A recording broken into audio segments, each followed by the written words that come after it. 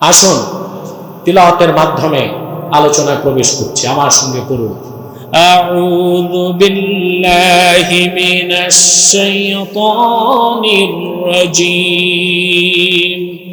বিসমিল্লাহির রাহমানির রাহিম।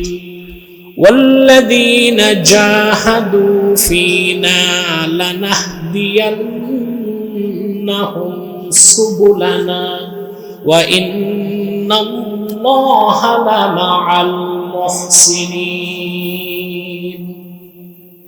আল্লাহ তাআলা সূরাতুল আনকাবুতে ৬৯টি আয়াত নাযিল করেছেন।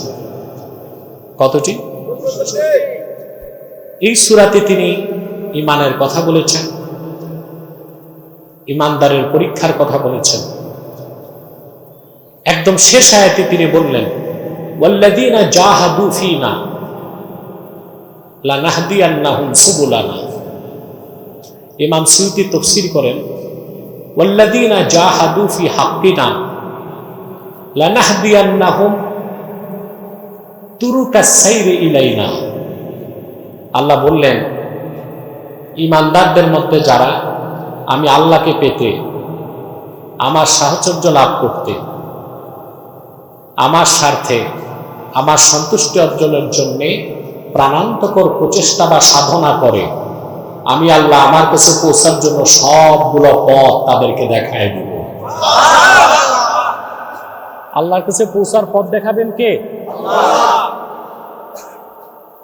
কোন মানুষের পক্ষে সরল সহজ পথ দেখানো সম্ভব না, এটা দেখাই দিয়েছে আল্লাহর কোরআন, ঠিক না? বাংলাদেশের এক কুখ্যাত ভণ্ড পীর আপনাদের এলাকায় ছিল, একটা বই লিখছিল আল্লাহ কোন পথে। এক বইতেই ভণ্ডটা 100 কুফর করছে। কতটা? তার অভিশাপ থেকে আল্লাহ বাংলাদেশকে রক্ষা করছেন, এলাকাকেও রক্ষা করছেন। কোরআন সুন্নাহর বাইরে হেদায়েতের পথ, মুক্তির পথ, কল্যাণের পথ, সফলতার পথ কোন মানুষ দেখাতে পারে না। মানুষ শুধু কোরআন সুন্নাহর পথটা মানুষকে চিনাই দিতে পারে, এছাড়া নতুন কোন পথ বের করার সুযোগ নাই। মানুষের যিনি স্রষ্টা, তিনিই জানেন মানুষের হেদায়েতের পথ কোনটা। নির্ধারণ কে করছে? আল্লাহ করেছে। আল্লাহ রাব্বুল আলামিন বলেন, ইন্না খালাকনাল ইনসানা মিন নুতফাতিন আমশাজ নাবতালিহি ফাজআলনাহু সামিআন বাসীরা। ইন্না হাদাইনাহুস সাবিলা ইম্মা শাকিরান ওয়া ইম্মা কাফুরা। আল্লাহ রাব্বুল আলামিন বলেন, আমি মানুষকে সৃষ্টি করেছি তার পিতার এবং তার মায়ের বীর্যের মিশ্রণ থেকে। অতঃপর আমি মানুষকে চক্ষু দান করেছি, শ্রবণ শক্তি দিয়েছি, তাকে আমি হেদায়েতের পথ দেখায় দিয়েছি।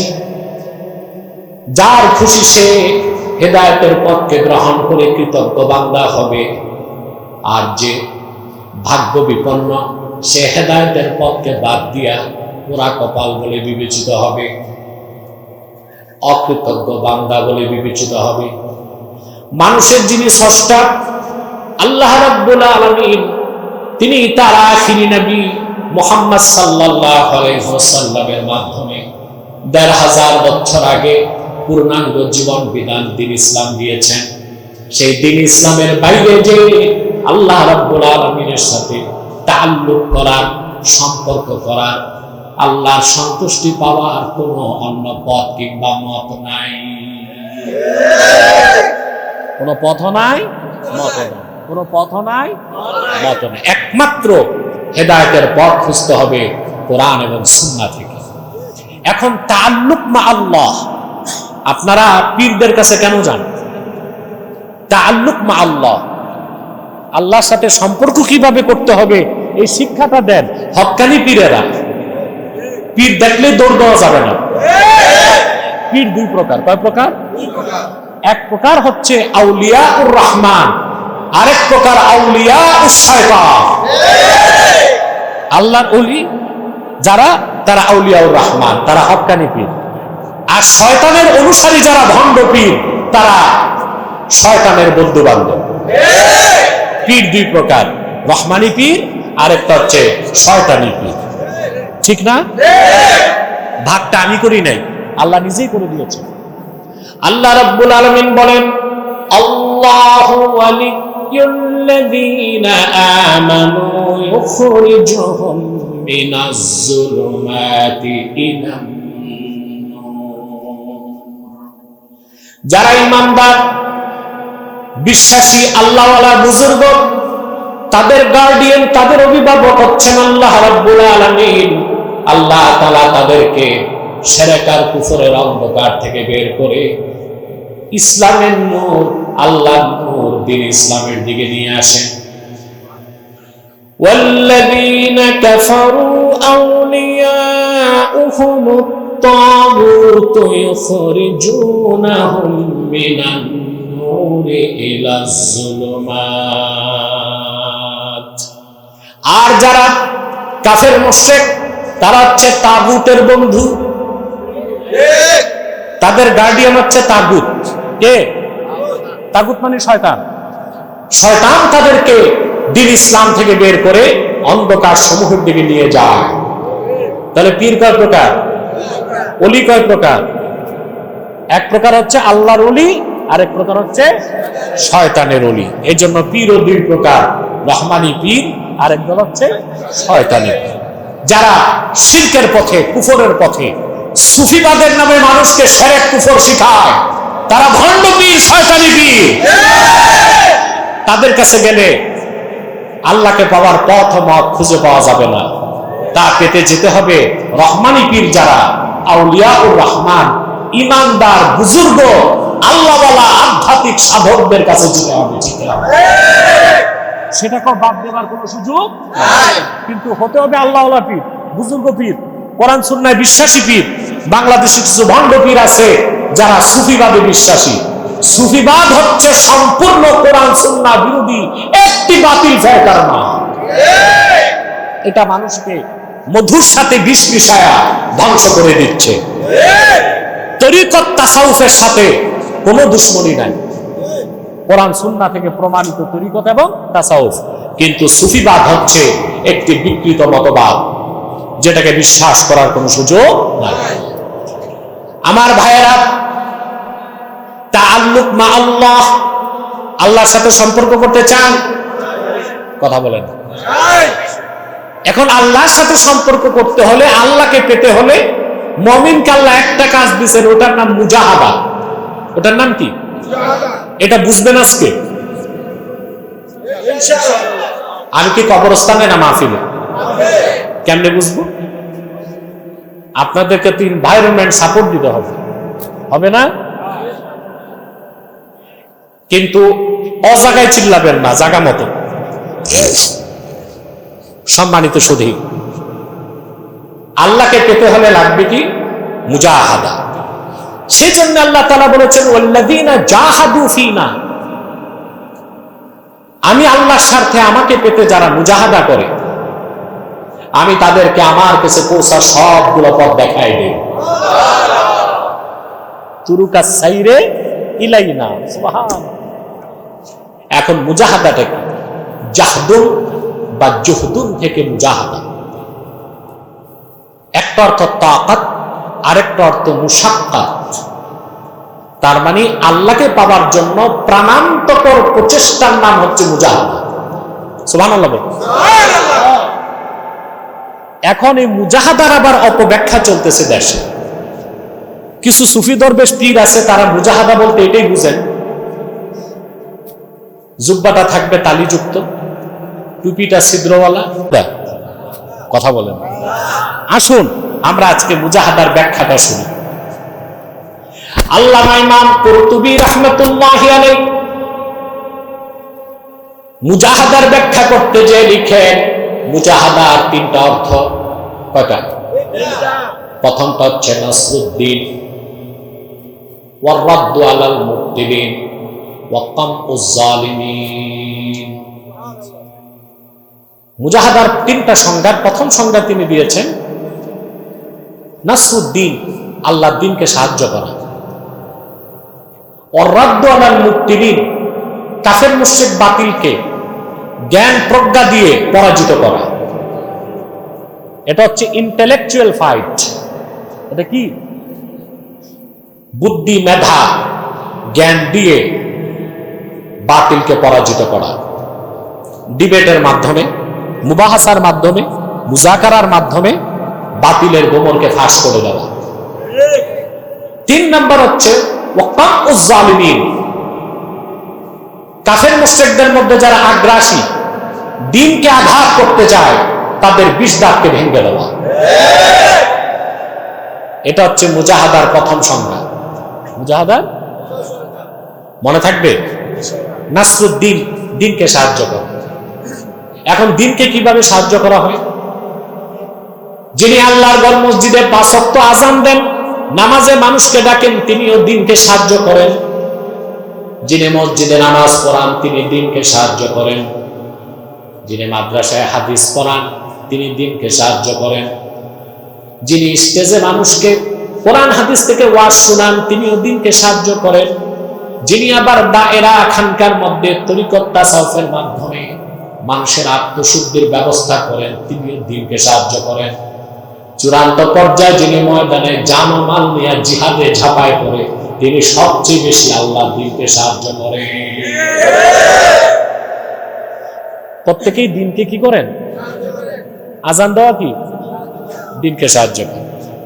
যিনি আজান দেন, তিনিও একামতে দ্বীনের কাজে আছেন। যিনি হাদিস পড়ান, একামতে দ্বীনের কাজ করছেন। হক্কানি পীর ও মুর্শিদ, তিনিও দ্বীনের প্রতিষ্ঠার কাজে আছেন। চূড়ান্ত পর্যায়ে কালিমাতুল্লাহি হিয়াল উলিয়া, আল্লাহর কালেমাকে সমুন্নত করতে করতে যিনি জান মাল নিয়ে জিহাদে ঝাঁপায় পড়েন, তিনি সবচেয়ে বেশি আল্লাহর দ্বীনকে সাহায্য করেন। এটা মুজাহাদা। এটা কি? যিনি আজান দেন, এই যে মাঘ মাসে প্রচন্ড শীতে অজু করে যে আজান দেয়, তার কি কষ্ট হয় না? সবাই কি টাকার জন্য আজান দেয়? হ্যাঁ, অনেকে টাকার জন্য আজান দেয়। যারা টাকার জন্য আজান দেয়, ওরা আবার আজান আর উজুও করে না। আগে আজান দেয়, পরে উজু করে। আছে না? অজু ছাড়া আজান জায়েজ আছে, মাকরু হবে। কি হবে? আর মুহাক্কিকগণ বলেন, যেই এলাকায় লাগাতার 40 দিন অজু ছাড়া আজান হবে, ওই এলাকায় বালা মুসিবত আসবে। আল্লাহর হস্তে মুয়াজ্জিন ভাইরা এই কাজটা করেন না। হাদিস সাক্ষ্য দেয়, ঈমান ও ইহতিসাবের সাথে আল্লাহর সন্তুষ্টির জন্য খালেস নিয়তে যে 7 বছর আজান দিবে, কাল হাসর ময়দানে আল্লাহ তার গর্দানটা সবার চেয়ে লম্বা করে দিবে। আজকে আমরা বড় আলেম হইলে আজান দিতে লজ্জা পাই না, দরকার হলে খতিব সাহেবকে আজান দিতে হবে, ঠিক না? আমার দেশে আজান দিতে দায়িত্ব নেয় বুড়ারা, ডেট ফেল, একটাও দাঁত নাই, আজান দিলে সব বাতাস বের হয়ে যায়। আপনারা মুয়াজ্জিন রাখবেন শক্তপোক্ত, ভালো মুয়াজ্জিন পাবেন কোত্থেকে? ইমাম সাহেবদের মাসে 4,500 টাকা, মুয়াজ্জিনরা 2,500। বাজারে দারোয়ানের বেতন 10,000। ইমাম মুয়াজ্জিনকে মূল্যায়ন করতে শিখেন নাই তো মুয়াজ্জিনের বেতন বাঁচাইতে করে কি? বুড়া একটা, জীবনভর বিড়ি খেয়েছে, দাঁত নাই, এর দিছে আজান দিয়ে। ইমাম রাখবেন যুবক, খতিব রাখবেন মুআম্মার বয়স্ক, আর মুয়াজ্জিন রাখবেন একদম টকবগে নওজোয়ান। যে আজান দেয় সে দ্বীনের কাজ করতেছে, যে হাদিস পড়ায় দ্বীনের সাহায্য করতেছে, যিনি হক্কানি তরিকায় পীরি মুরিদির কাজ করে দ্বীনের কাজ করতেছে। কথা বলেন। এরপর ওয়ার রাদ্দু আলাল মুবতিলিন, বাতিল ফেরকাকে বুদ্ধি প্রজ্ঞা দলিল দিয়ে পরাস্ত করা, এটাও মুজাহাদা। এটাও কি? এই কাজটা যে করবে তারে তো সারা রাত পড়াশোনা করতে হয়। সবচেয়ে খাটনি কি বলেন তো? পড়াশোনা। সুবহান। আপনার মনে করেন আলেমরা বসে বসে কিতাব পড়ে পরিশ্রম কই? মানুষের মাথাটা খাটাইলে মানুষ সবচেয়ে বেশি পরিশ্রম করে। তবে একটা বরকত আছে, আমি মুহাদ্দিস মুফাসসির বয়স 80 পার হয়েছে, একটাও টাক মাথা দেখিনি। আর বিশ্ববিদ্যালয়ের প্রফেসর 50 হইতেই মাথায় স্টেডিয়াম। দেখছেন আপনারা? আলেম ওলামা দেখবেন 80 বছর বয়স, 50 বছর হাদিস পড়ায়, চোখ ঠিক, কান ঠিক, মাথা ঠিক। বয়স যত বাড়ে, বুড়া হয়, চেহারা নূর তত বাড়ে। আল্লাহু আকবার। আর বিশ্ববিদ্যালয়ের প্রফেসর 70 পার হইলে এটার আর মানুষ দেখা যায় না, হনুমানের মতো লাগে। গুরু পেকে গেছে, দাড়ি তো চেষে ফেলে, চেহারাটা চন্দ্রবিন্দুর মতো দেখা যায়, মাথাটা টাক করে একদম সাফা চাট, পিতলের ঘুটির মতো চকচক করে রোদে বেরিয়ে। আরে যুবকরা, সবটুকুন সম্মান ইহকাল পরকালে কোরআনের পথে। আপনি দেখেন না, করোনার সময় বিশ্ববিদ্যালয়ের এক শিক্ষক মারা গেছে, ঢাকা বিশ্ববিদ্যালয়। জানাজায় 7 জন ছাত্র উপস্থিত হয়েছে মাত্র। কয়জন? লোক নাই, ছাত্র নাই। আর বাংলাদেশে কোন আলেম ইন্তেকাল করলে মাঠ ঘাট জনসমুদ্র হয়ে যায়। সুবহানাল্লাহ। যুবকরা, এগুলো তাকায় দেখবা, বুঝতে পারবা সম্মান মর্যাদা সবকিছু কোরআনের পথে, সুন্নাহর পথে, এর বাইরে কোনো সম্মান মর্যাদা। তাহলে যিনি বাতিলকে দলিল প্রমাণ দিয়া পরাস্ত করেন, তিনিও মুজাহাদা করছেন, কারণ তিনি সারা রাত কিতাব পড়েন। কি পড়েন? এটা খুব খাটনির কাজ।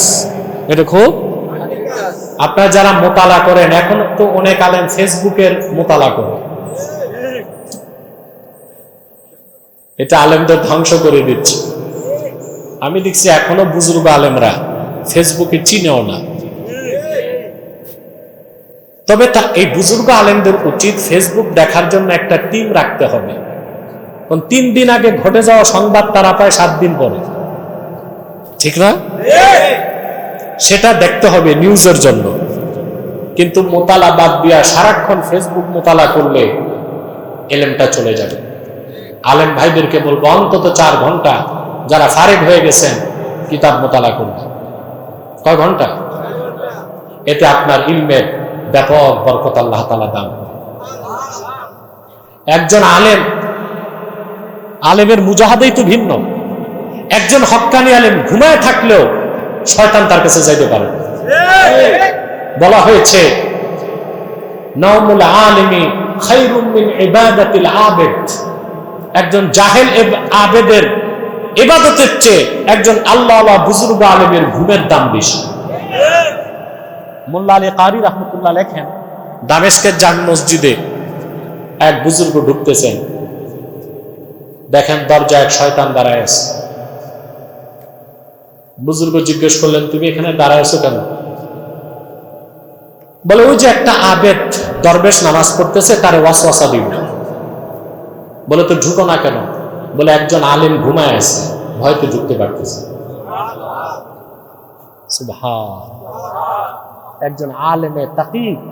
একজন আলেমে তাকি তার ঘুমটাও এত মর্যাদা রাখে যে ঘুমন্ত আলেমের কাছে শয়তান যেতে ভয় পায়। কারণ আলেম যখন ঘুমিয়েছে সুন্নত তরিকায় ঘুমিয়েছে। মুজাহাদার 3য় সংজ্ঞা হচ্ছে ওয়াকামউজ জালিমিন। কাফের মুশরিক বেঈমান যদি অ্যাগ্রেসিভ হয়, অফেন্সিভ হয়, দিনকে আঘাত করতে আসে, মুসলমানকে আঘাত করতে আসে, তখন ধৈর্য ধরা যাবে না। ধৈর্যের সাথে কাফের মুশরিক বেঈমান অত্যাচারীর 20 দাঁতকে ভেঙে দিতে হবে। আমরা দেখলাম মুজাহাদার ক্ষেত্রে তিনটা পন্থা। কয়টা? শিথিল পন্থা, মধ্যপন্থা, চরমপন্থা। সুবহানাল্লাহ।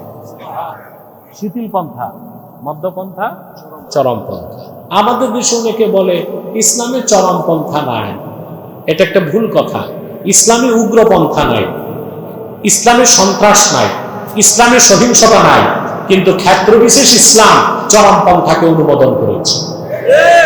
শিথিল পন্থা, মধ্যপন্থা, চরমপন্থা। নাসরুদ্দিন নামাজ পড়াবেন, আজান দিবেন, ওয়াজ করবেন, পীরি মুরিদি করবেন, এগুলো দিনের কাজ। শিথিল পন্থা। বাতিলকে আপনি ডিবেটের মাধ্যমে পরাস্ত করবেন, এটা মধ্যপন্থা। চূড়ান্ত পর্যায়ে কাফের মুশরিকের বিষ-দাঁতকে ভেঙে দিতে ময়দানে ঝাঁপায় পড়বেন, ওটা হচ্ছে চরমপন্থা। যারাই বলে ইসলামে চরমপন্থা নাই, তারা সুকৌশলে জিহাদ ফি সাবিলিল্লাহকে পাশ কেটে চলে যেতে চায়। চরমপন্থা কোথায় নাই ভাই? আমি একটু উদাহরণ দিই, কথা বলি। সব ভালো কাজে চরমপন্থা। আপনি গেছেন চোখের ডাক্তারের কাছে, দেহের সবচেয়ে স্পর্শকাতর অঙ্গ চোখ, ডাক্তার ট্রিটমেন্ট করবে শিথিল পন্থায়। কিভাবে?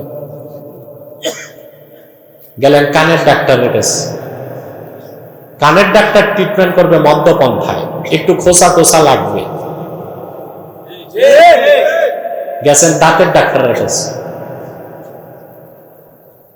দাঁতের ডাক্তার ট্রিটমেন্ট করবে চরমপন্থায়। যে ইনজেকশনটা আছে এটা দেখলে এখন আমি ভয় পাই, তারপর সারাশি একটা ঢুকায় এক্সট্রিম ওয়েতে দাঁত বের করবে। দাঁতের ডাক্তার যদি কানের ডাক্তার, আর কানের ডাক্তার যদি চোখের ডাক্তারের পন্থা নেয়, কানের ট্রিটমেন্টও হবে না, আর একটা দাঁত উঠানো। তো চরমপন্থা আছে না না? উগ্রপন্থা আর চরমপন্থা এক জিনিস। এক্সট্রিমিজম আর টেরোরিজম এক জিনিস না। এক্সট্রিমিজম চরমপন্থা, আর টেরোরিজম হচ্ছে উগ্রপন্থা। ইসলামে উগ্রপন্থা নাই, কিন্তু দ্বীনের স্বার্থ রক্ষায় চরমপন্থা গ্রহণ করার অনুমতি ইসলাম দিয়ে রেখেছে। ওইটা হচ্ছে জিহাদ ফি সাবিলিল্লাহ। আমরা এর থেকে সরতে পারি না। আরেকটা উদাহরণ দিই। ঘুমাচ্ছেন? আমি দেখবো কে কে ঘুমান, হাত উঠান। শুধু ইসলামের স্বার্থ রক্ষায় জিহাদের কথা বললেই চরমপন্থা বলো। গণতন্ত্র রক্ষায় 5ই আগস্ট দেশ স্বাধীন করছে চরমপন্থায়, গণতান্ত্রিক পদ্ধতিতে আন্দোলন হয় না। কি পন্থা ছিল এটা? বাস্তব। বিএনপি নেতা বলেন 16 বছর না, এই জন্য বলছি বিএনপি তো স্টেক হোল্ডার, এই আন্দোলন তো তাদের অনেক, এই জন্য বলছি। কথা বুঝতেছেন? সবচেয়ে বেশি অবদান আলেম ওলামা পীর মাশায়েখের, তারপর অনেক রাজনৈতিক দলের লোকই রক্ত দিয়েছে, বিএনপির লোক, জামাতের লোক, খেলাফতের লোক দিছে না? তো যারা রক্ত দিয়েছে সবাইকে আমরা স্টেক হোল্ডার মনে করি। 5ই আগস্ট দেশ স্বাধীন করছেন কি মধ্যপন্থায় না চরমপন্থায়? 16 বছর তো মাইর খাইছেন, মাইর খাইছেন, একতরফা খাইছেন। দেয়াল যখন পিঠে ঠেকে গেছে, ছাত্র জনতা মাঠে নামলো 5ই আগস্ট। একদিকে ডিফেন্স তাদের বাধা দিল, তারাও পিঠ দেখায় নাই, বুক পেতে দিচ্ছে, যা পেয়েছে হাতে তাই তুলে নিয়েছে। দুদিকেই রক্তপাত হয়েছে। গণতন্ত্র রক্ষায় তো চরমপন্থাকে নিলেন। এটা যদি নাজায়েজ না হয়, ইসলামের স্বার্থ রক্ষায় চরমপন্থা করা যাবে না, এইরকম ভাওতাবাজির ফতোয়া বাংলাদেশে দেওয়া আর মেনে নেওয়া হবে না।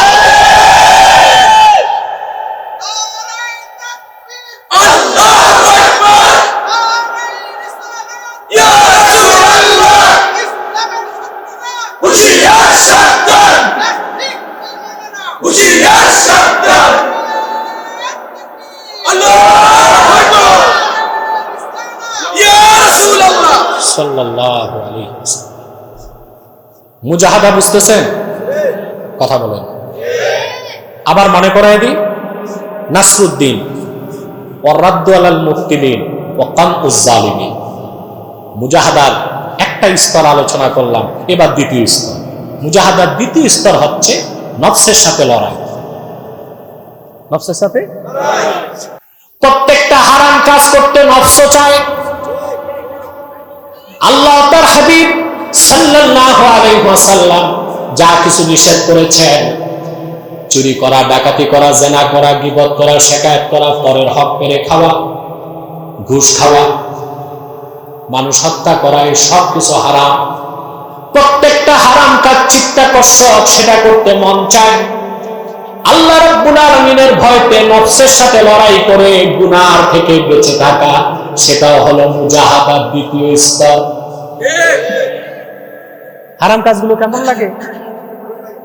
ভালো লাগে বলি তো অনেকে ব্যবসা বাণিজ্য নাই, চাঁদাবাজি করে চলে, আছে না? এই যে চাঁদাবাজ যারা, ওদের কিন্তু ব্যবসা নাই, চাকরি নাই, টেম্পো স্ট্যান্ড, রিক্সা স্ট্যান্ড, বালুর ঘাট, ট্রাক, এগুলো থেকে মেরে কেটে থাবাধাবি করে সংসার চলতেছে, মজা লাগে। জেনা যারা করে নফস সেটা চায়, চুরি যারা করে নফস সেটা চায়।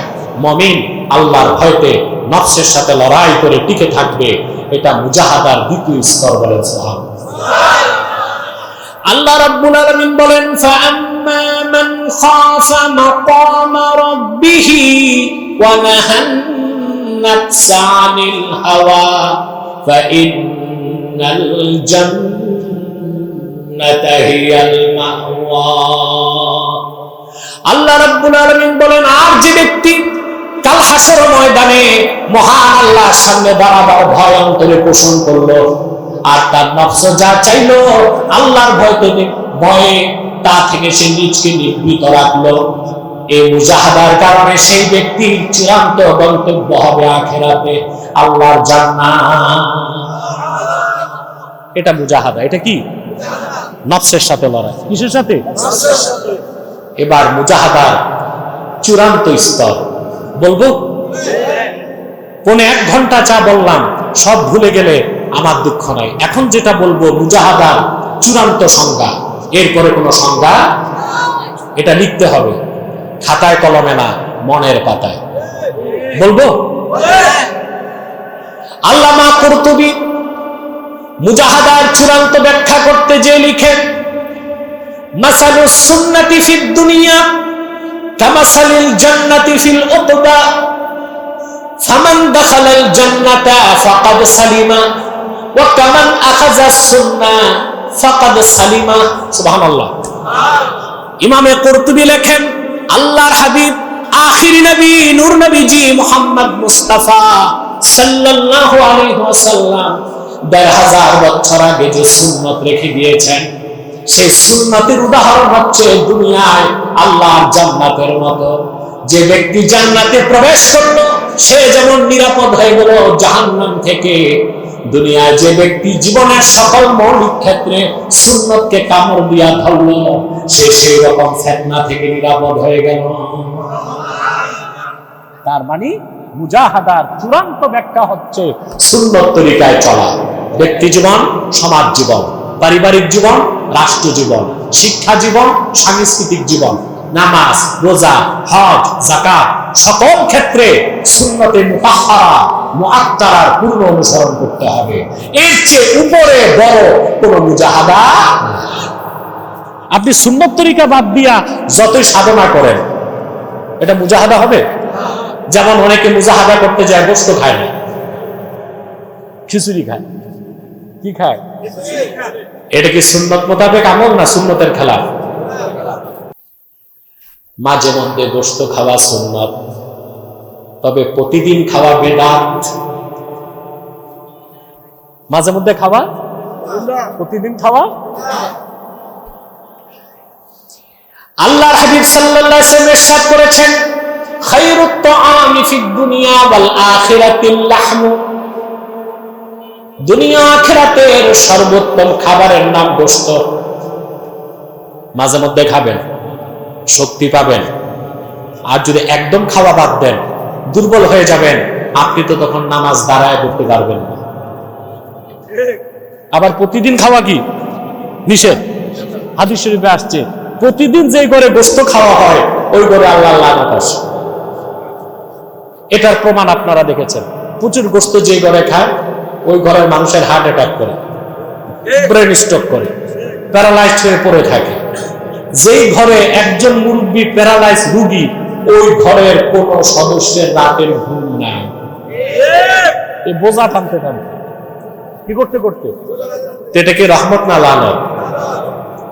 তো মাঝে মধ্যে গোশত খাওয়া কি সুন্নাহ, প্রতিদিন খাওয়া কি বেদাত, একদম ছেড়ে দেওয়া কি রহবানিয়া, বৈরাগ্যতা, সুন্নতের খেলাফ।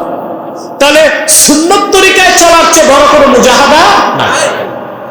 আপনার গাড়ি আছে তিনটা, গাড়ি আছে তিনটা, জুব্বাটা পড়ছেন এইরকম, সাদা আছে 40টা, এটা মুজাহাদা? টুপিতে 3টা ছিদ্র, প্লাস্টিকের স্যান্ডেল 7 বার জ্বালাই দিছে, বাড়ি গাড়ি নারী, ওই বেলায় মুজাহাদা নাই, ওগুলো ঠিক আছে।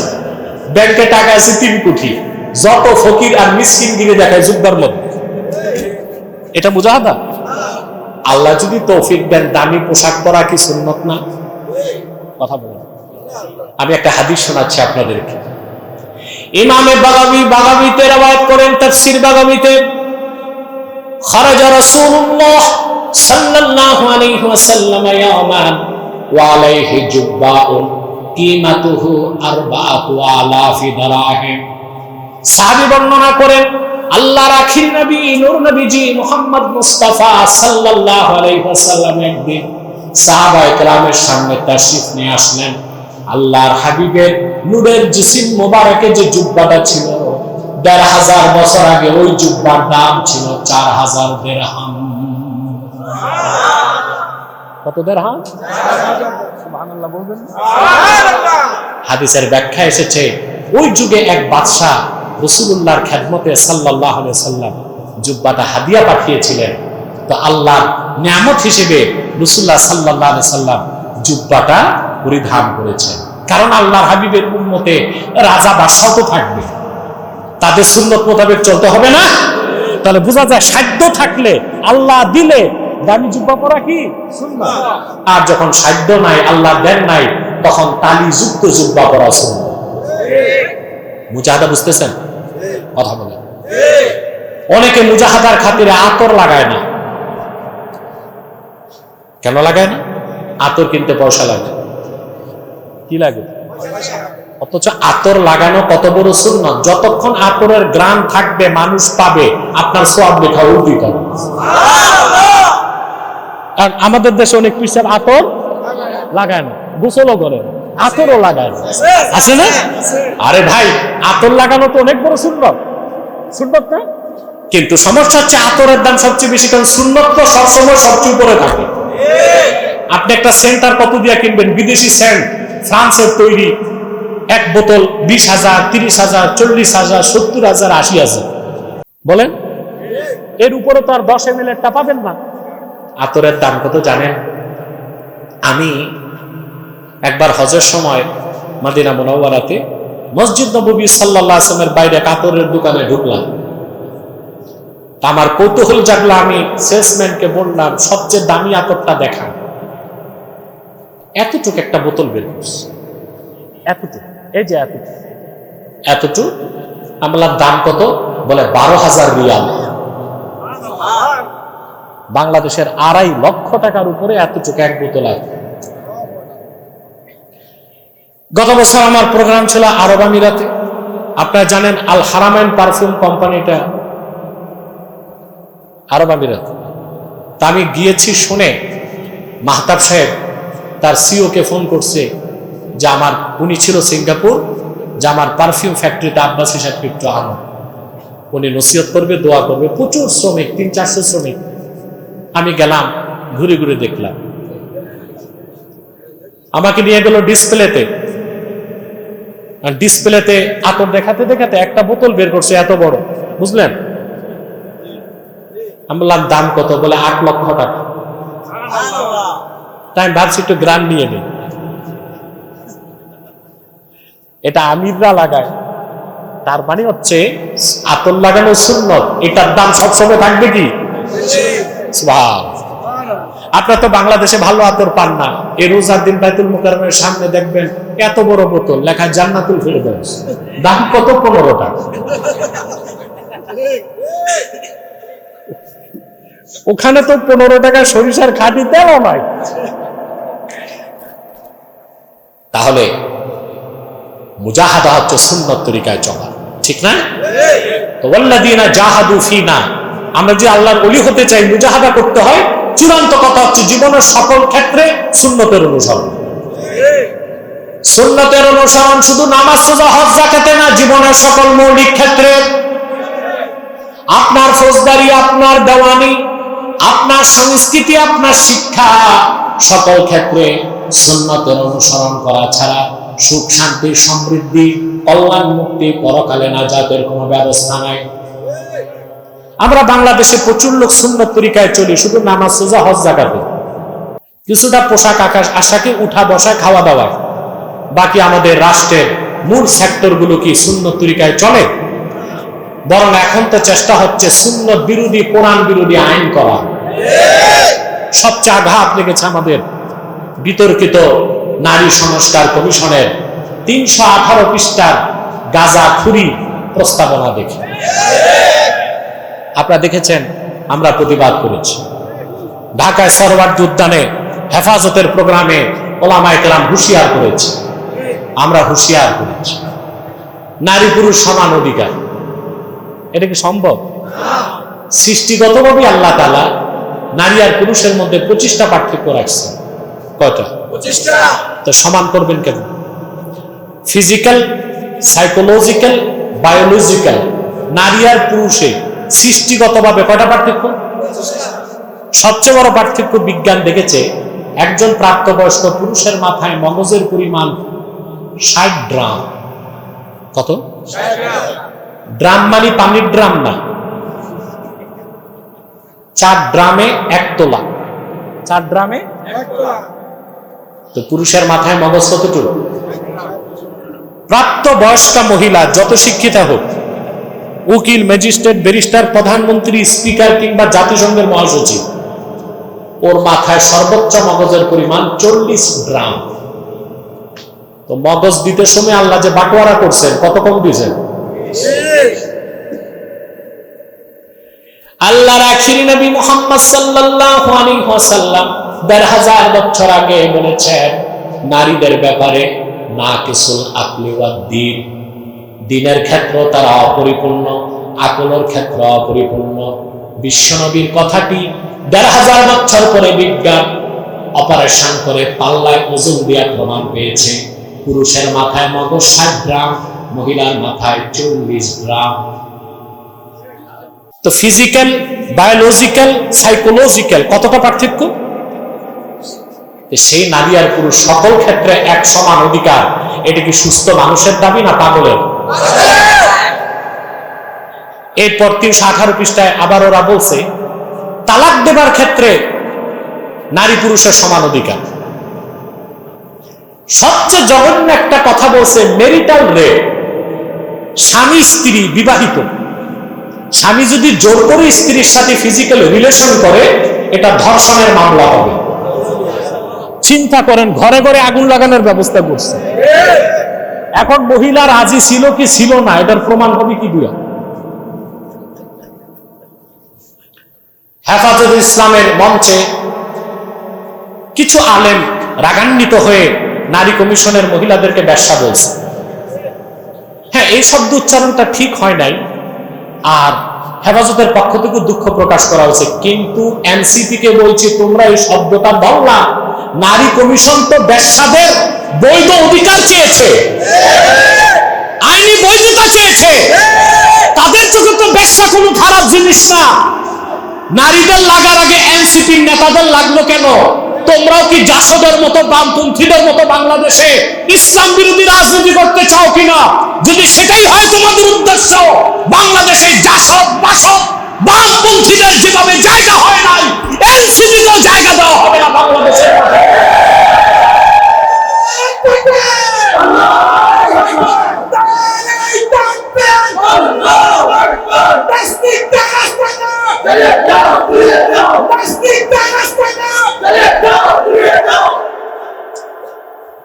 প্রতিবেদনে বলা হয়েছে যারা ব্যবসা তাদেরকে ব্যবসা বলা যাবে না, শ্রমিক বলতে হবে।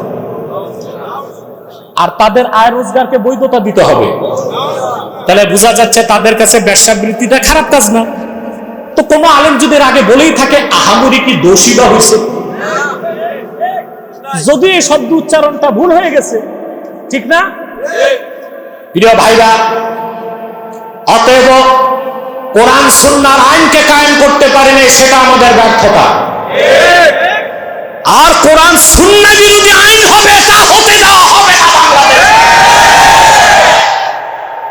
সুন্নত তরিকার জীবন যাপনের চেয়ে বড় কোনো সফলতার মুজাহাদা। তাহলে মুজাহাদার ব্যাখ্যা বুঝতেছেন?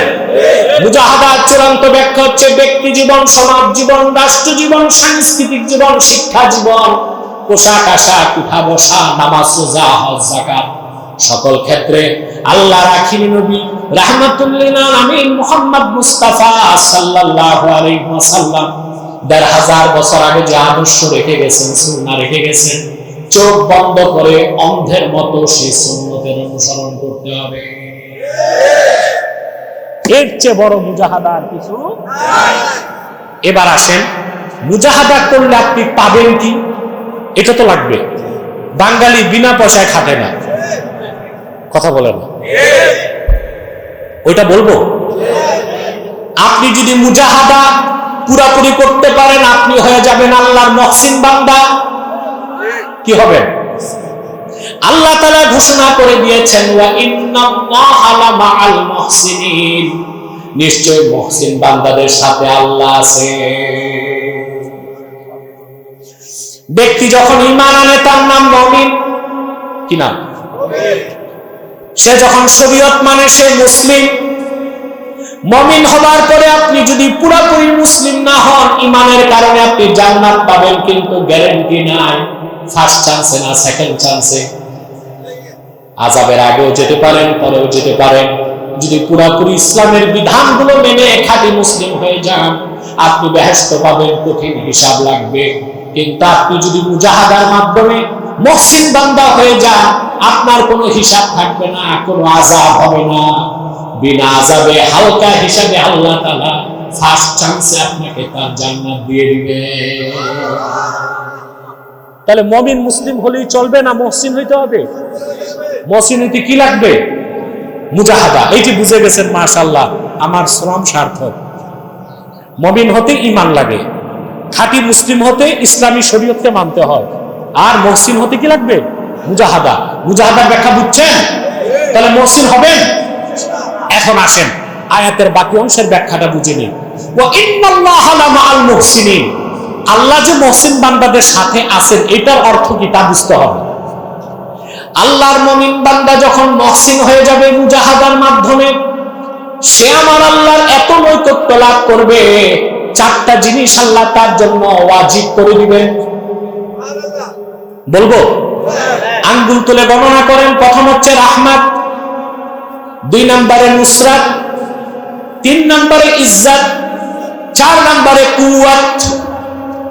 মুহসিন বান্দার উপর আল্লাহর রহমত বৃষ্টির মতো বর্ষিত হবে। মুহসিন বান্দাকে আল্লাহ সাহায্য করবেন, নুসরত করবেন। মুহসিন বান্দার ইজ্জত আল্লাহ রক্ষা করবেন। মুহসিন বান্দাকে আল্লাহ তাআলা স্পিরিচুয়াল পাওয়ার, রূহানি শক্তি দান করবেন। মুহসিন বান্দার ইজ্জত কে রক্ষা করেন? সাহায্য কে করেন? রহমত কে দেন? শক্তি কে দেন? সুবহানাল্লাহ। আল্লাহর রহমত যার সাথে, নুসরত যার সাথে, ইজ্জত যারে আল্লাহ দান করেন, আর কুওয়াত শক্তি আল্লাহ দান করেন, তার সামনে দাঁড়াবার মতো কোনো অপশক্তি দুনিয়ায় থাকতে পারে? আমি এবার একটা দৃষ্টান্ত দিলেই পুরা কথাটা বুঝতে পারবেন। সূরা ইউসুফ থেকে আমি আপনাদেরকে দৃষ্টান্ত দিয়ে আজকের তাফসীর সমাপ্ত করছি ইনশাআল্লাহ। হযরত ইউসুফ ছিলেন খুব সুন্দর মানুষ, ঠিক না? তার সৌন্দর্যে পাগল হয়ে গেছিল কে? এখানে অনেকে তার পর্দাদার নাম জানে না, কিন্তু জুলাইখার নামটা, কারণ ইউসুফ জুলাইখার কেচ্ছা এত শোনা শুনছে যে দাদির নাম জানে না, জুলাইখার নাম জানে। এটা ভালো কথা। হযরত ইউসুফ অনেক সুন্দর ছিল। তার সৌন্দর্য দেখে জুলাইখার সঙ্গী সাথীরা আঙ্গুল কাটছে। আল্লাহর হাবিব সাল্লাল্লাহু আলাইহি ওয়াসাল্লাম ইরশাদ করেছেন, সহিহ বুখারীর হাদিস, মেরাজ রজনীতে আমি ইউসুফকে দেখলাম, কদ উতিয়া শাতরাল হুসনে, জগতের অর্ধেক সৌন্দর্য আল্লাহ যেন তারে দান করছেন। তার সৌন্দর্য দেখে জুলাইখার সঙ্গে সাথীরা আঙ্গুল কাটছে। কিন্তু মনে রেখো মুসলমান, ইউসুফকে আল্লাহ যে সৌন্দর্য দিয়েছিলেন তা লেখা যায়, তা বলা যায়, তা চিন্তা করা যায়, কিন্তু আল্লাহ তার আখির নবী মুহাম্মদ সাল্লাল্লাহু আলাইহি সাল্লামকে যে সৌন্দর্য, যে জামাল দান করেছিলেন, তা লেখার মতো কোনো কলম নাই, বলার মতো কণ্ঠ নাই, চিন্তা করার মস্তিষ্ক নাই। ইউসুফের সৌন্দর্য দেখে কেউ মুসলমান হয় নাই, কিন্তু ১৫০০ বছর আগে মুহাম্মদ সাল্লাল্লাহু আলাইহি সাল্লামের সৌন্দর্য দেখে অনেক কাফের মুসলমান হয়ে গেছে। আম্মা জান আয়েশা রাদিয়াল্লাহু তাআলা আনহা বলেন, খাসায়েস কুবরাত ইমাম সুয়ুতী নকল করেন, আম্মা জান আয়েশা বলেছেন, জুলাইখার সৌন্দর্য দেখে ইউসুফের সৌন্দর্য দেখে জুলাইখার সঙ্গী সাথীরা আঙ্গুল কেটেছে। ওয়াল্লাহি লাউ রাআইনা জাবিনাহু সাল্লাল্লাহু আলাইহি ওয়াসাল্লাম লা আসারনা বিতাক্তি ইসসুদুর আলাল ইয়াদি। আল্লাহর কসম, জুলাইখার সঙ্গী সাথীরা যদি মুহাম্মদ সাল্লাল্লাহু আলাইহি ওয়াসাল্লামের নূরের কপালটা একবার দেখতো, আঙ্গুল নয়, তারা তাদের কলিজাগুলো কেটে টুকরা টুকরা করে দিত। সুবহানাল্লাহ। আল্লাহর হাবিব সাল্লাল্লাহু আলাইহি ওয়াসাল্লামকে আল্লাহ যে সৌন্দর্য দিয়েছেন তা বর্ণনা করার কোনো ভাষা নাই। কিন্তু পূর্বের পয়গম্বরদের মধ্যে ইউসুফ অনেক সৌন্দর্য পেয়েছিল। ইউসুফের সৌন্দর্য দেখে পাগল হয়ে গেল জুলাইখা। কে? জুলাইখা। আল্লাহ পাক কোরআন কারীমে বলেন, জুলাইখা কি করল? আল্লাহ পাক বলেন, ওয়ারাওয়াদাতুল্লাতী হুয়া ফী বাইতিহা আন নাফসিহি ওয়া গাল্লাকাতিল আবওয়াবা ওয়া ক্বালাত হাইতা লাক ক্বালা মাআযাল্লাহি ইন্নাহু রাব্বী আহসানা মাথওয়াই। আল্লাহ পাক বলেন, ইউসুফ যেই ঘরে ছিল সেই ঘরের মেয়েটি ইউসুফকে প্রলুব্ধ করলো, তার প্রতি দুর্বল হয়ে গেল। কে? জুলাইখা। হযরত ইউসুফ তার প্রস্তাব মানে না, রাজপ্রাসাদের অন্দরমহলে নিয়ে হযরত ইউসুফকে সে প্রলুব্ধ করলো আর বাইরের সব দরজা আটকাই দিল। মহিলাটার নাম কি ছিল? তা আল্লাহ নাম নিলেন না কেন? কথা বলেন। আল্লাহ তো নাম জুলাইখা নেন নাই। আল্লাহ বলেছেন, ওয়ারাওয়াদাতুল্লাতী হুয়া ফী বাইতিহা, ইউসুফ যেই ঘরে ছিল সেই ঘরের মেয়েটি তার প্রতি প্রলুব্ধ হলো, তারে আকর্ষণ করলো। তার নামটা কি ছিল? কেন নাম দিলেন না কেন আল্লাহ তাআলা?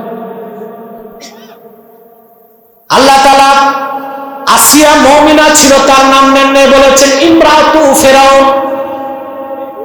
আসিয়ার নামটা কেন? আল্লাহ চান মহিলাদের নাম গোপন থাক। আর আপনারা নারী নেতৃত্ব কায়েম করতে করতে এমন অবস্থায় গেছেন, এখন তো শুনতেছি 100 আসন মহিলাদেরকে সংরক্ষিত দিতে হবে। কত? মিয়া, দেশ স্বাধীন হয়েছে 53 বছর, 27 বছরই আপনারা নারী নেতৃত্বে ছিলেন, কিন্তু নারীর ক্ষমতায়ন করতে করতে করতে করতে এখন গেছে কই? বাংলাদেশে দেখা যায় চেয়ারম্যান মেম্বারিতে মহিলারা দাঁড়াচ্ছে। যেখানে নাম গোপন করার কথা, হ্যাঁ, ওখানে কি করে মহিলাদের পোস্টার বের হয়, বিশাল পোস্টার, লিপস্টিক লাগায়া নাম লিখে দিছে, কুতকুতি বেগমকে কুত্তা মার্কায় ভোট দিন। এটা কি হইল না? কথা বলেন, এটা কি মহিলার কাজ? ইউনিয়ন পরিষদে যাওয়া মহিলার কাজ? আরে ভাই, মহিলাদের কাজ আছে। বিশ্ববিদ্যালয়ের প্রফেসর বানান, বিমান চালাতে বসায় দেন, বোরখা পরায়, সমস্যা নেই। যুদ্ধের ময়দানে আহতদের সেবা করতে পাঠায়। মহিলাদেরকে সম্মানজনক কাজ দিবেন। চেয়ারম্যান মেম্বারের কাজ হচ্ছে রাত 12টা, 1টা, 2টা বাজে। এগুলো কি মহিলা পারবে? কথা বলেন। আমি পত্রিকায় দেখছিলাম, বলতে লজ্জা, তাও না বলে পারতেছি না। কুমিল্লায় এক মহিলা দাঁড়িয়েছে মেম্বারিতে, রাত 12টায় ফেরার পথে ইরি খেতে সঙ্গী সাথী যুবকরা তো সর্বনাশ করছে। মানুষের কথা পাশের আগে বাস, এটা মহিলার কাজ না, এই কাজগুলো মহিলাদের। আপনারা একটা কথা পড়ছিলেন না স্কুলে, বনেরা বনে সুন্দর, শিশুরা মাতৃ ক্রোড়ে, পড়ছেন? একটা লাইন আমি যোগ করতে চাই, বনেরা বনে সুন্দর, শিশুরা মাতৃ ক্রোড়ে, সতী সাধ্বী নারীরা স্বামীর গৃহে। আল্লাহ তাআলা মহিলাদের নামটাও গোপন করতে চাইছে, অথবা মহিলাদের উলঙ্গ করে নারী ক্ষমতায়নের নামে পথে ঘাটে বের করে দেওয়া, এটা নারীদের সম্মান বাড়ায় না, নষ্ট করে। আল্লাহ পাক বলেন, ইউসুফ যে ঘরে ছিল সেই ঘরের মেয়েটি তার প্রতি আসক্ত হলো, তাকে প্রলুব্ধ করে বলল হাই তালাক। 7 কামরার ভিতরে সব দরজা তালা দিয়া মিশরের সবচেয়ে সুন্দরী মেয়েটি, হযরত ইউসুফের বয়স 40 হয় নাই, পোশাক খুলে বলতেছে আসো। হাই তালাক সুরিয়ানি ভাষা, আল্লাহ এটা আরবিতে কোরআনে নিয়েছেন, অর্থ তাল, আমার কাছে আসো। মুজাহাদা কি জিনিস মিয়া শিখো কোরআন থেকে, আর মুহসিন কিভাবে হতে হবে। হযরত ইউসুফ বললেন, قال معاذ الله إنه ربي أحسن مثواي। তিনি বললেন, জুলাইখা, তোমার এই কুপ্রস্তাব থেকে আমি মহান আল্লাহর কাছে পানাহ চাই। আমার মনিব আমাকে সুন্দর বসবাসের ব্যবস্থা করে দিয়েছেন। ইন্নাহু লা ইউফলিহুজ জালিমুন, জালেমরা কখনো সফলতা লাভ করতে পারে না।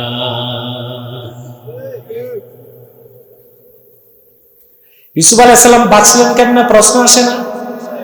কথা বলে, বয়স 40 হয় নাই, মিশরের সবচেয়ে সুন্দরী মেয়েটি উন্মুক্ত বসনে তাকে ডাকতেছে আসো। 7 কামরার ভিতরে 7 দরজায় তালা, কেউ দেখবে না। ইউসুফ আলাইহিস সালাম বাঁচছেন কার ভয়তে? লড়াই করছেন কিসের সাথে?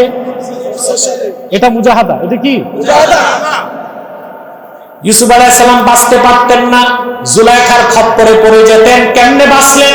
আল্লাহ বলে দিলেন, ওয়ালাকাদ হাম্মাত বিহ ওয়া হাম্মা বিহা লাওলা আররা বুরহানা রাব্বিহ কাযালিকা লিনাসরিফা আনহুস সুআ ওয়াল ফাহশা ইন্নাহু মিন ইবাদিনাল মুখলাসিন, আই ইন্নাহু মিন ইবাদিনাল মুহসিনিন। আল্লাহ রাব্বুল আলামিন বলেন, ইউসুফের সাথে মনের বাসনা পূরণ করার চূড়ান্ত ইচ্ছা জুলাইখা করেই ফেলল। পক্ষান্তরে ইউসুফ অনেকটা রাজি হয়ে গিয়েছিল। সে জুলাইখার প্রস্তাব মেনে সেই কুকাজে লিপ্ত হয়ে যেত যদি না সে তার রবের পক্ষ থেকে নিদর্শন না দেখত। তাহলে মহসিনকে কে বাঁচান? জোরে বলতে হবে, কে বাঁচান? কি নিদর্শন দেখলেন? তাফসীর তাবারিতে এসেছে 3টা মত পাওয়া যায়। হযরত ইউসুফ তিনি যখন অনেকটাই দুর্বল হয়ে গেলেন জুলাইখার প্রস্তাবে, সামনের দিকে তাকায় দেখেন জুলাইখা পাথরের তৈরি মূর্তির চেহারাটা ঢেকে দিছে। ইউসুফ জিজ্ঞেস করলেন, জুলাইখা পাথরের মূর্তির চেহারা কেন ঢাকলা?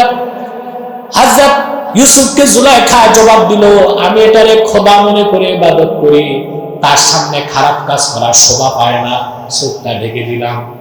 হযরত ইউসুফ বললেন, রে জুলাইখা, তোমার কল্পিত হাতে বানানো খোদার চোখ ঢাকা যায়, কিন্তু আমার আল্লাহ রাব্বুল আলামিনের চোখ ঢাকার কোনো ব্যবস্থা নাই। দ্বিতীয় মত পাওয়া যায়, হযরত ইউসুফ ছিলেন মিশরে, তার বাবা ইয়াকুব ছিলেন কেনানে। কোথায়? ইউসুফ ছিলেন মিশরে, আর বাবা ইয়াকুব ছিলেন। বাবা জানে না ইউসুফ কই, বাবা জানে না, এটা জানতেন না।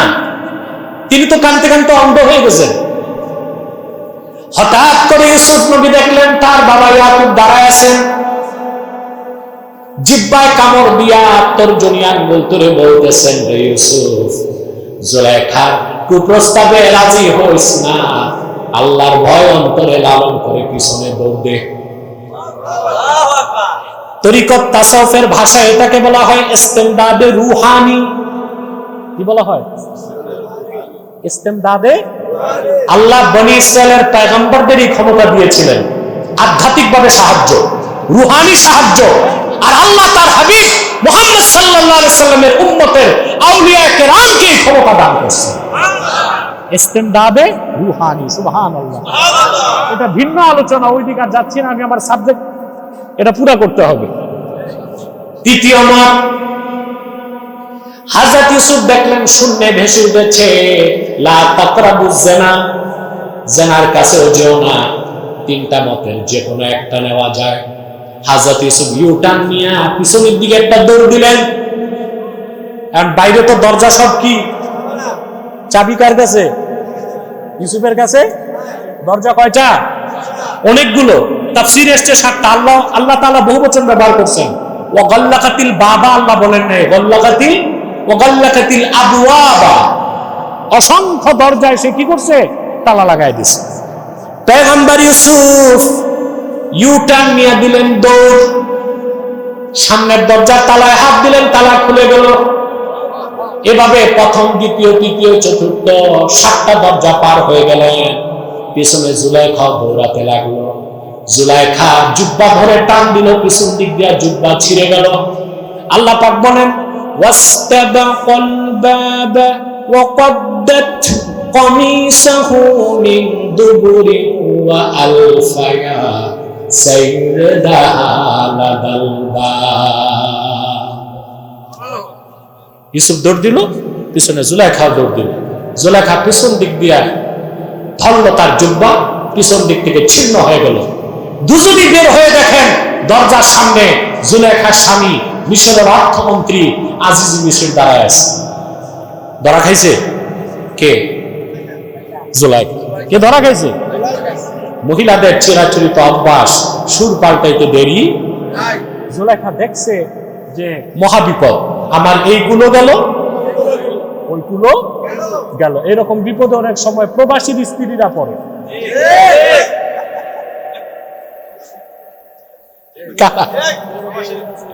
মহিলা আছে, হ্যাঁ, মা বোনরা খেপলে আবার সমস্যা।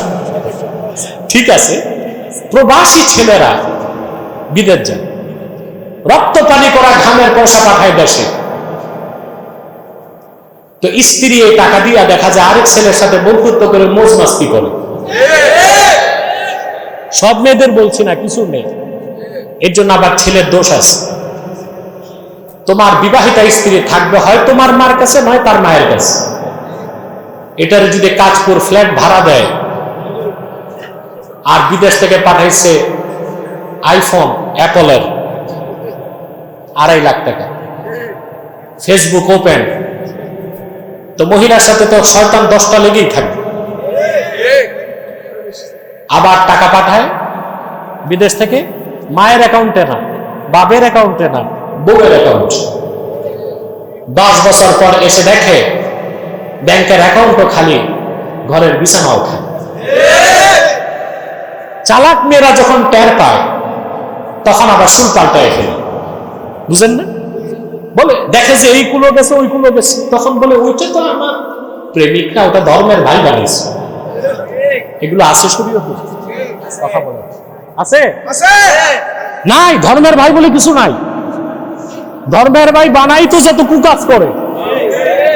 মা বোনদেরকে বলবো স্বামীর প্রতি যত্নশীল। শুধু ইসলামের স্বার্থ রক্ষায় জিহাদের কথা বললেই চরমপন্থা বলো। গণতন্ত্র রক্ষায় 5ই আগস্ট দেশ স্বাধীন করছে চরমপন্থায়, গণতান্ত্রিক পদ্ধতিতে আন্দোলন হয় না। কি পন্থা ছিল এটা? বাস্তব। বিএনপি নেতা বলেন 16 বছর না। এই জন্য বলছি বিএনপি তো স্টেক হোল্ডার, এই আন্দোলন তো তাদের অনেক, এই জন্য বলছি। কথা বুঝতেছেন? সবচেয়ে বেশি অবদান আলেম ওলামা পীর মাশায়েখের।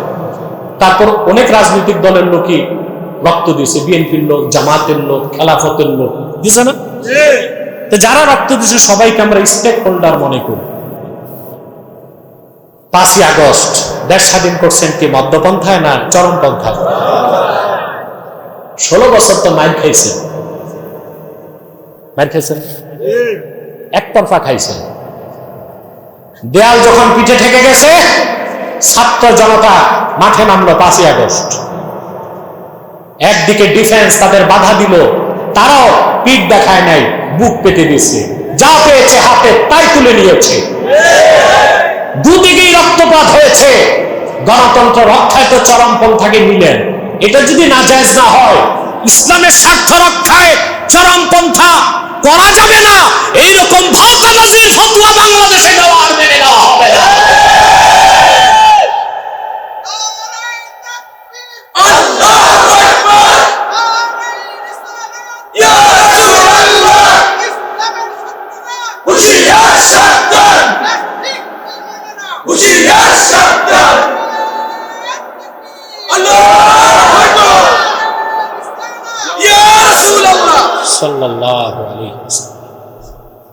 মুজাহাদা বুঝতেছেন?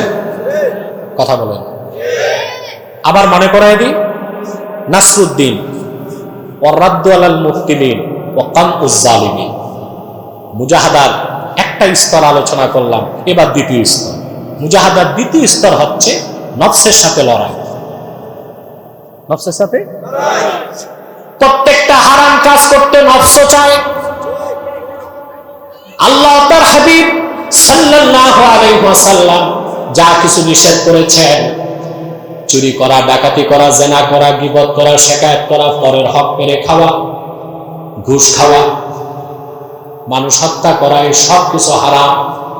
প্রত্যেকটা হারাম কাজ চিত্তাকর্ষক, সেটা করতে মন চায়।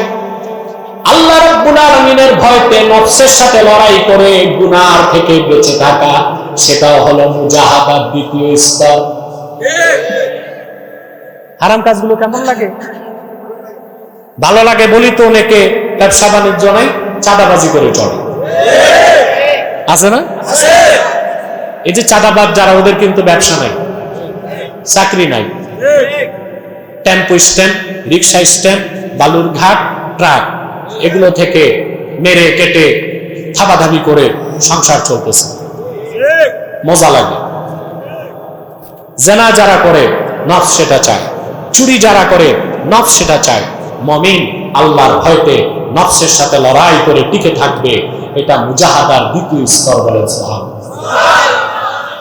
আল্লাহ রাব্বুল আলামিন বলেন, ফাআম্মা মান খাফা মাকামা রাব্বিহি ওয়া নাহান নাফসা আনিল হাওয়া ফাইন্নাল জান্নাতা হিয়াল মাওয়া।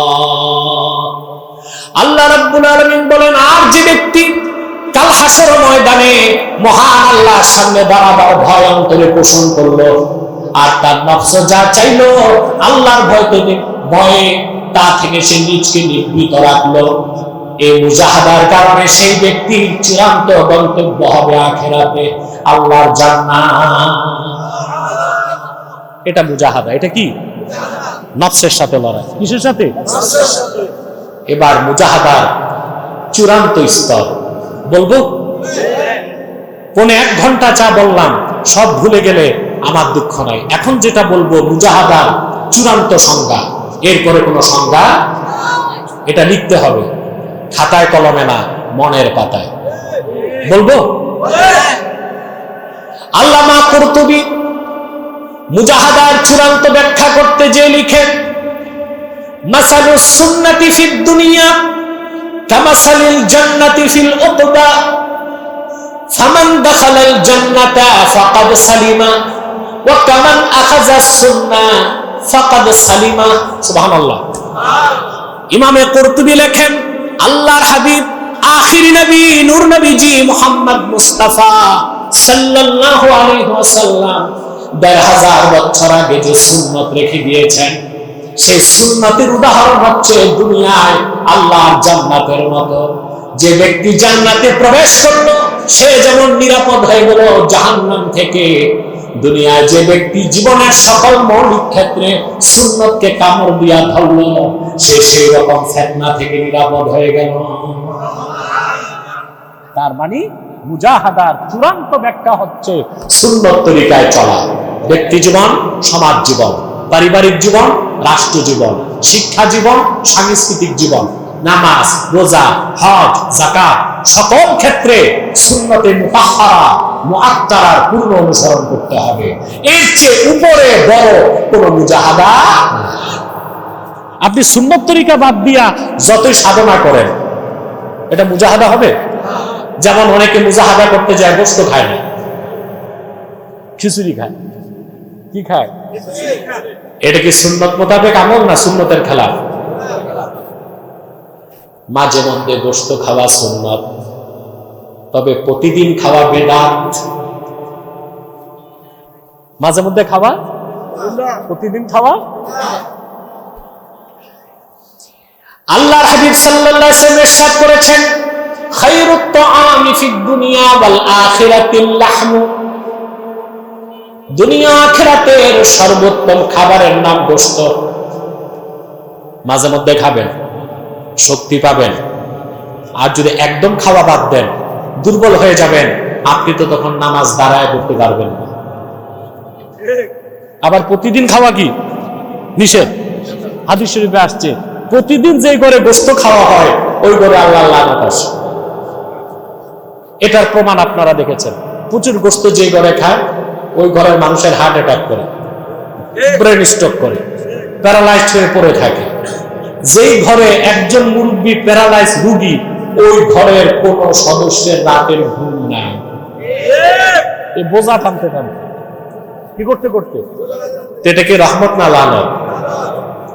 তো মাঝে মধ্যে গোশত খাওয়া কি সুন্নাহ, প্রতিদিন খাওয়া কি বেদাত, একদম ছেড়ে দেওয়া কি রহবানিয়া, বৈরাগ্যতা, সুন্নতের খেলাফ। তাহলে সুন্নত তরিকায় চলার চেয়ে বড় কোনো মুজাহাদা না। আপনার বাড়ি আছে 3টা, গাড়ি আছে 3টা, জুব্বাটা পড়ছেন এইরকম, সাদা আছে 40টা, এটা মুজাহাদা? টুপিতে 3টা ছিদ্র, প্লাস্টিকের স্যান্ডেল 7 বার জ্বালাই দিছে। বাড়ি, গাড়ি, নারী, ওই বেলায় মুজাহাদা নাই, ওগুলো ঠিক আছে। ব্যাংকে টাকা আছে 3 কোটি, যত ফকির আর মিসকিন গিরে দেখায় জুব্বার মধ্যে, এটা মুজাহাদা? আল্লাহ যদি তৌফিক দেন, দামি পোশাক পরা কি সুন্নত না? কথা বলেন। আমি একটা হাদিস শোনাচ্ছি আপনাদেরকে। ইমামে বাগাবীতে রওয়ায়াত করেন, তাফসীর বাগাবীতে, খারাজা রাসূলুল্লাহ সাল্লাল্লাহু আলাইহি ওয়াসাল্লাম ইয়াওমান ওয়া আলাইহি জুব্বাউন কিমাতুহু 4000 দিরহাম। সাহাবী বর্ণনা করেন, আল্লাহর আখির নবী নূর নবীজি মুহাম্মদ মুস্তাফা সাল্লাল্লাহু আলাইহি ওয়াসাল্লাম একদিন সাহাবায়ে কেরামের সামনে তাশরীফ নিয়ে আসলেন। আল্লাহর হাবিবের নূরের জিসিম মোবারকে যে জুব্বাটা ছিল, 1500 বছর আগে ওই জুব্বার দাম ছিল 4000 দিরহাম। কত দিরহাম? সুবহানাল্লাহ বলবেন। হাদিসের ব্যাখ্যা এসেছে, ওই যুগে এক বাদশা রাসূলুল্লাহর খেদমতে সাল্লাল্লাহু আলাইহি ওয়াসাল্লাম জুব্বাটা হাদিয়া পাঠিয়েছিলেন। তো আল্লাহর নিয়ামত হিসেবে রাসূলুল্লাহ সাল্লাল্লাহু আলাইহি ওয়াসাল্লাম জুব্বাটা পরিধান করেছেন। কারণ আল্লাহর হাবিবের উম্মতে রাজা বাদশাও তো থাকবে, তাদের সুন্নত মোতাবেক চলতে হবে না? তাহলে বোঝা যায় সাধ্য থাকলে, আল্লাহ দিলে দামি জুব্বা পরা কি সুন্নাহ। আর যখন সাধ্য নাই, আল্লাহ দেন নাই, তখন তালিযুক্ত জুব্বা পরা সুন্নাহ।